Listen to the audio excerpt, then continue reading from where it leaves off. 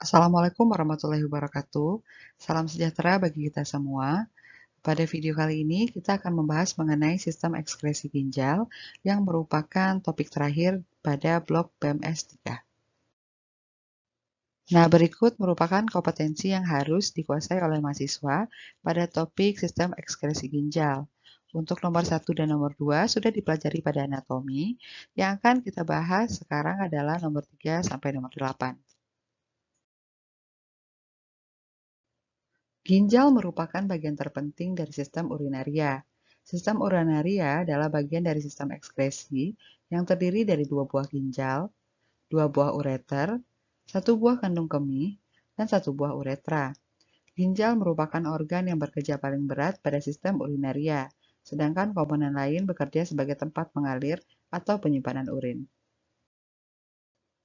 Ginjal sendiri memiliki fungsi seperti mengeluarkan zat-zat sisa dan benda asing dalam urin, memproduksi hormon, yaitu kalsitriol, yang merupakan bentuk aktif dari vitamin D yang berguna untuk mengatur kadar kalsium. Eritropoietin, yang sudah kita pelajari di topik sistem darah, yang berfungsi untuk membentuk sel darah merah.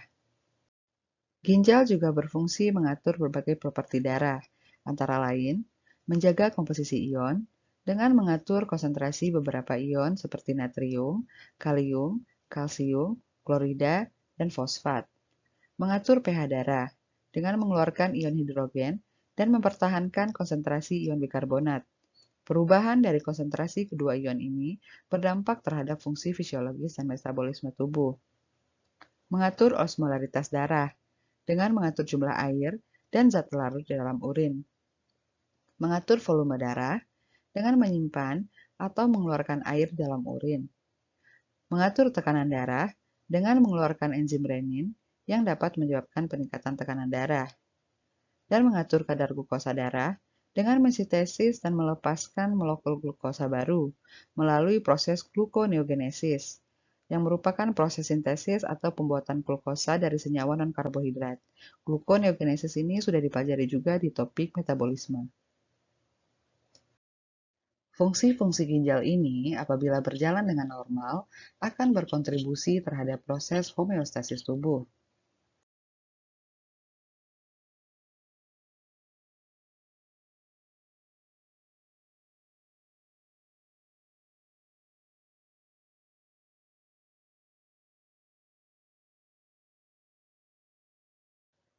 Seperti yang telah dipelajari pada anatomi, struktur halus ginjal terdiri atas banyak nefron.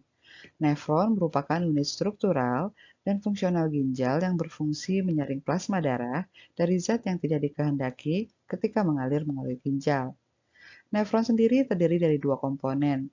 Yang pertama yaitu korpuskulum ginjal, yang terdiri dari kumpulan kapiler yang disebut glomerulus dan dikelilingi oleh dua lapis sel epitel yang disebut dengan kapsul glomerulus atau kapsul Bowman.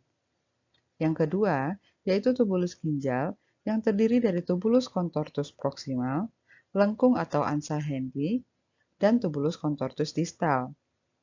Cairan atau urin dari beberapa nefron akan dikumpulkan dan mengalir ke dalam ductus colligentes atau ductus collectivus.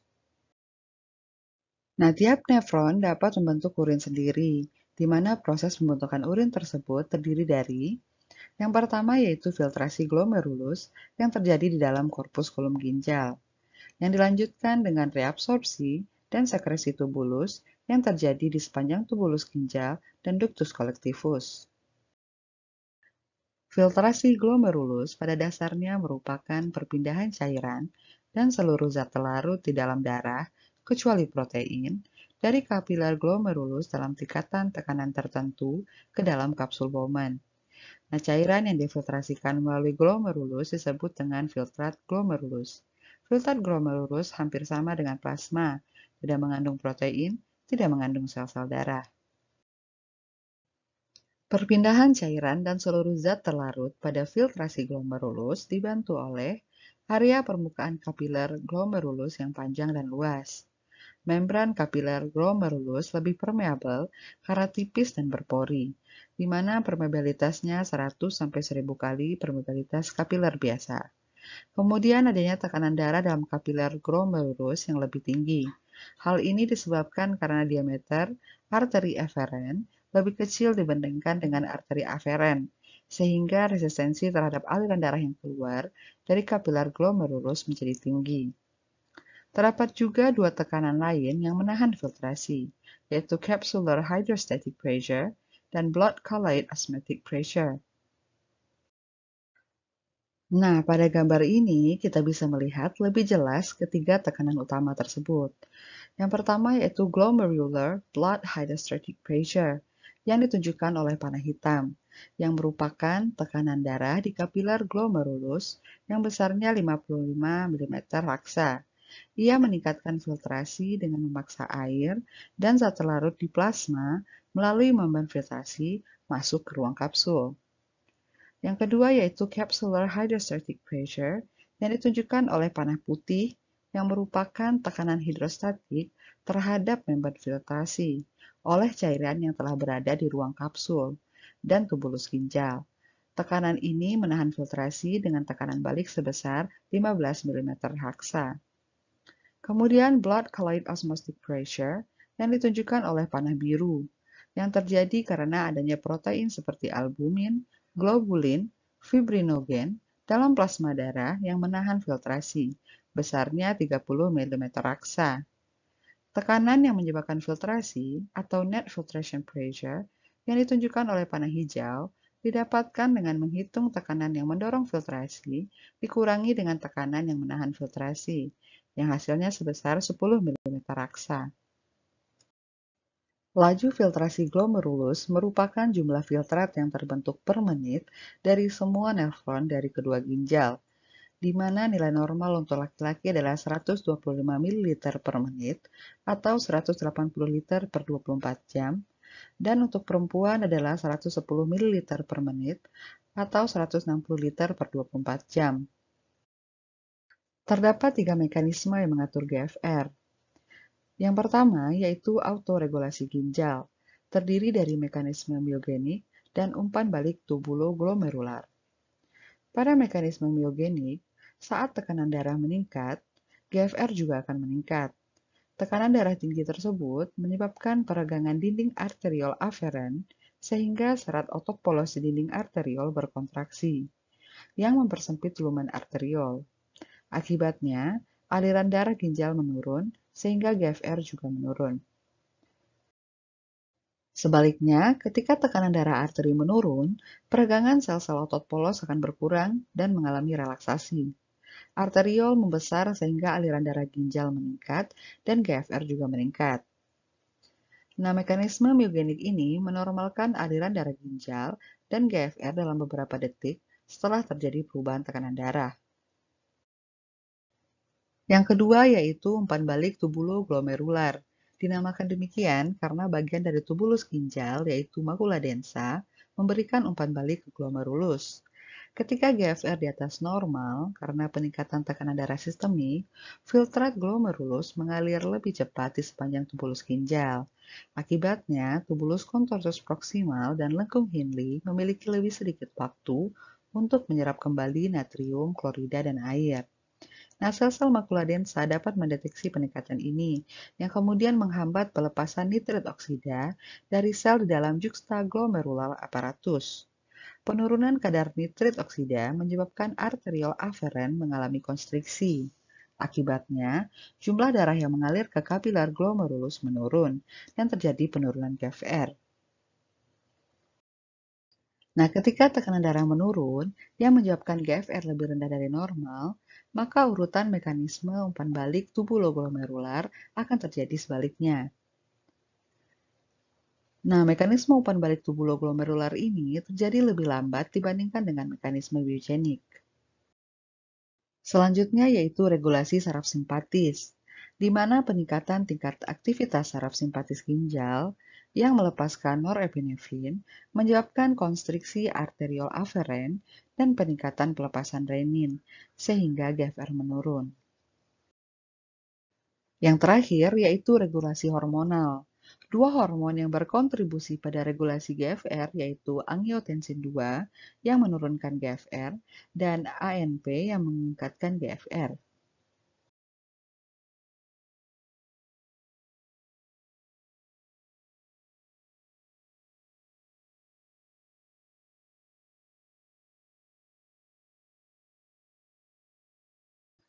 Reabsorpsi tubulus merupakan pengembalian sebagian besar air dan zat terlarut yang telah difiltrasi ke dalam aliran darah. Biasanya sekitar 99% air diserap kembali, sedangkan zat terlarut yang diserap kembali yaitu glukosa, asam amino, urea, dan ion-ion. Reabsorpsi dilakukan oleh sel-sel epitel sepanjang tubulus ginjal dan ductus collectivus. Namun, sel tubulus contortus proximal memberikan kontribusi terbesar pada proses ini. Setelah cairan melewati tubulus contortus proximal, sel-sel yang terletak lebih distal menyesuaikan proses reabsorpsi untuk menjaga keseimbangan hemostasis air dan ion-ion. Sebagian besar protein dan peptida kecil yang terfiltrasi juga mengalami reabsorpsi, biasanya melalui proses pinositosis. Nah, rute reabsorpsi sendiri terbagi menjadi dua, yaitu reabsorpsi paraseluler dan reabsorpsi transseluler. Dalam reabsorpsi paraseluler, air dan zat terlarut dalam cairan tubulus kembali ke aliran darah dengan berpindah di antara sel tubulus. Meskipun sel epitel dihubungkan oleh junction yang rapat, namun junction antara sel di tubulus contortus proximal masih memungkinkan beberapa zat yang direabsorpsi untuk berpindah ke kapiler peritubular. Sedangkan pada reabsorpsi transseluler, zat terlarut dan air dalam cairan tubular kembali ke aliran darah dengan melewati sel tubulus, yaitu melalui membran apikal sel tubulus, melintasi sitosol, dan keluar ke cairan interstisial melalui membran basolateral. Perpindahan cairan tubulus pada proses reabsorpsi dapat melalui mekanisme transport pasif maupun aktif. Transport pasif tidak melibatkan energi apapun dari sel, contohnya seperti difusi.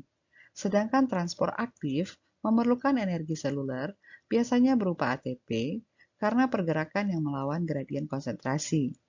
Nah, karena mekanisme transport ini bukan fokus dari materi kita hari ini, jika ingin mengetahui lebih lanjut mengenai mekanisme transport melalui membran plasma, silakan membaca buku berikut.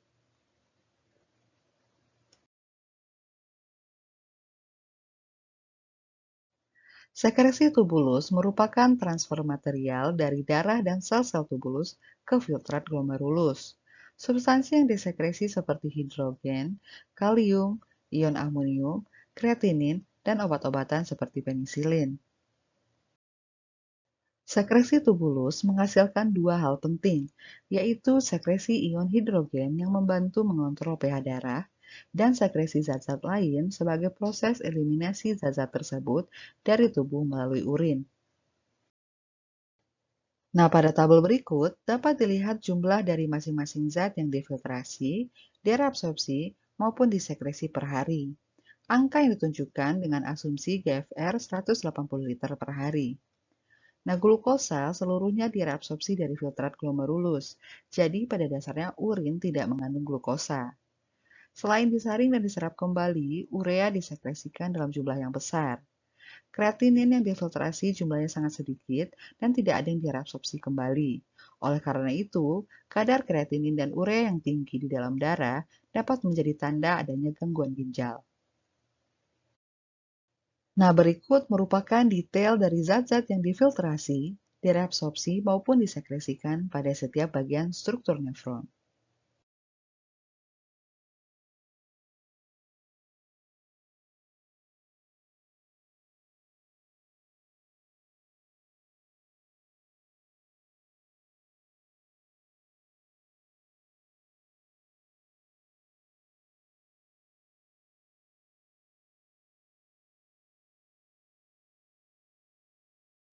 Terdapat 5 hormon yang berperan dalam regulasi homeostasis dari reabsorpsi dan sekresi tubulus, yaitu angiotensin 2, aldosteron, ADH, ANP, dan PTH.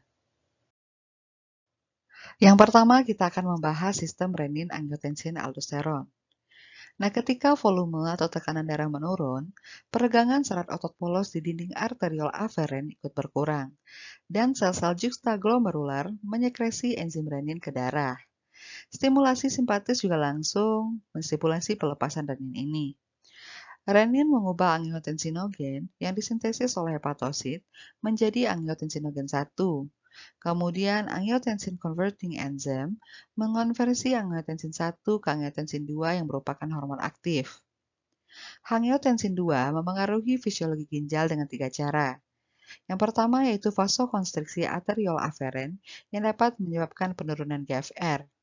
Yang kedua, menstimulasi aktivitas antiporter natrium hidrogen sehingga meningkatkan reabsorpsi natrium dan air di tubulus contortus proximal sehingga meningkatkan volume dan tekanan darah.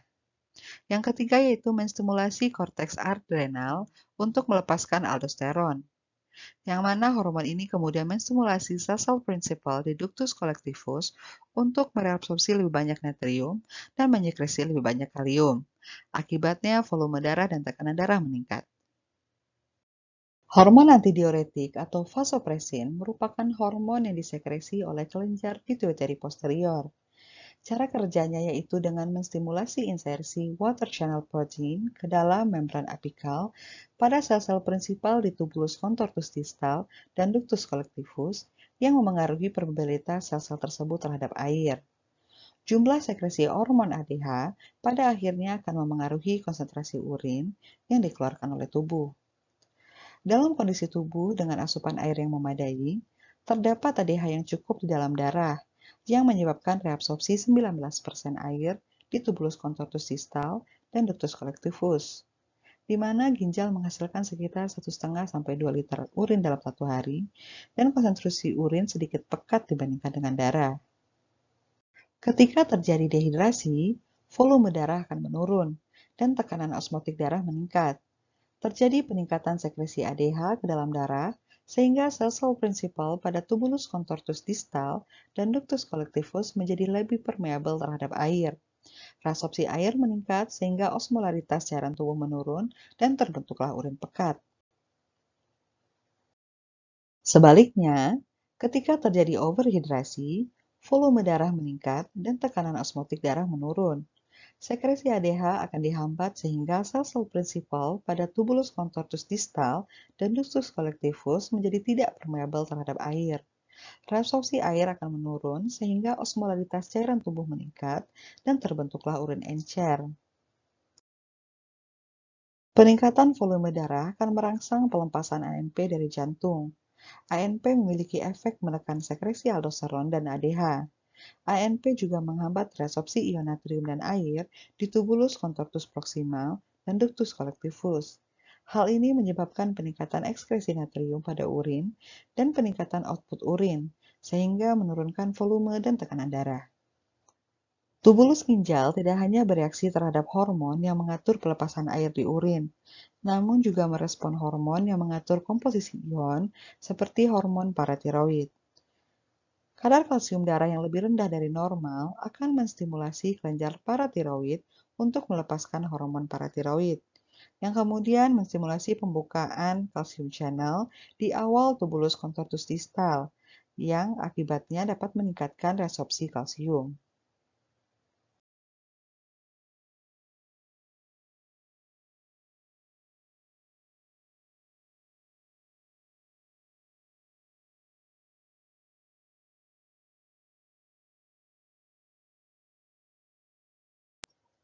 Evaluasi fungsi ginjal adalah penilaian rutin terhadap kuantitas dan kualitas urin, serta kadar zat sisa di dalam darah, yang dapat dilakukan melalui yang pertama yaitu urinalisis, yang merupakan analisa sifat fisik, kimia, dan mikroskopis urin, dan juga volume urin.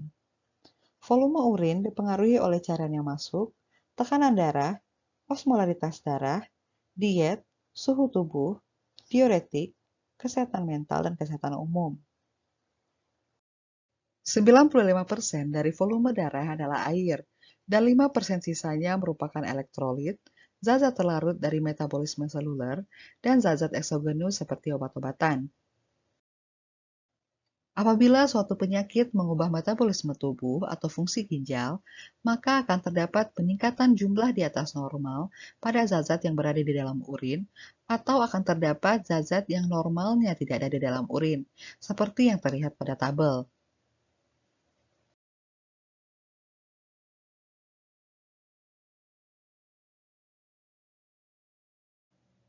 Evaluasi fungsi ginjal juga dapat dilakukan melalui pemeriksaan darah, seperti pemeriksaan nitrogen urea darah yang mengukur kadar nitrogen darah yang berasal dari katabolisme dan deaminasi asam amino. Ketika laju filtrasi glomerulus menurun drastis, seperti yang terjadi pada penyakit ginjal atau obstruksi saluran kemih, nitrogen urea darah akan meningkat tajam. Nah, salah satu strategi dalam merawat pasien dengan nitrogen urea darah yang tinggi adalah dengan meminimalkan asupan protein, sehingga mengurangi laju produksi urea. Tes lain yang digunakan untuk mengevaluasi fungsi ginjal adalah pengukuran kreatinin plasma, yang dihasilkan dari katabolisme kreatin fosfat di otot rangka. Biasanya tingkat kreatinin darah tetap stabil karena laju ekskresi kreatinin dalam urin sama dengan pelepasannya dari otot. Renal plasma clearance merupakan volume darah yang telah dibersihkan per satuan waktu, biasanya dalam mililiter per menit. Pemeriksaan ini melihat seefektif mana ginjal membuang zat tertentu dari plasma darah. Renal plasma clearance yang tinggi menunjukkan ekskresi suatu zat yang efisien pada urin. Contohnya, clearance dari glukosa adalah 0, karena glukosa tidak ada yang diekskresi di urin. Nah, mengetahui clearance dari sebuah obat berguna untuk menentukan dosis obat yang tepat. Misalnya, obat dengan clearance yang tinggi berarti obat tersebut banyak diekskresi ke dalam urin, sehingga dosis yang diberikan juga harus tinggi, dan diberikan beberapa kali per hari untuk menjaga kadar terapeutik obat di dalam darah. Berikut merupakan kelainan-kelainan yang dapat terjadi pada ginjal. Antara lain, batu ginjal merupakan penumpukan dan pengendapan dari zat-zat seperti kalsium oksalat, kalsium fosfat, dan asam urat yang membentuk gumpalan keras menyerupai batu di dalam ginjal. Pyelonefritis merupakan inflamasi pada ginjal yang disebabkan oleh infeksi bakteri. Gagal ginjal terjadi ketika adanya penurunan atau berhentinya filtrasi glomerulus. Gagal ginjal akut terjadi ketika ginjal tidak dapat berfungsi normal secara tiba-tiba, seperti pada keadaan dehidrasi berat, sepsis, cedera ginjal, dan perdarahan hebat. Sedangkan gagal ginjal kronis merupakan penurunan GFR secara progresif dan irreversibel yang dapat terjadi akibat glomerulonefritis kronis, pyelonefritis, penyakit ginjal polikistik, atau hilangnya jaringan ginjal akibat trauma. Glomerulonefritis adalah inflamasi pada glomerulus. Penyebab yang paling sering yaitu reaksi alergi terhadap toksin yang dihasilkan oleh bakteri Streptococcus yang menginfeksi bagian lain dari tubuh, terutama tenggorokan. Sindrom nefrotik merupakan peningkatan permeabilitas membran filtrasi sehingga terdapat banyak protein pada urin. Dan penyakit ginjal polikistik yang merupakan penyakit keturunan di mana terdapat sekelompok kista di dalam ginjal.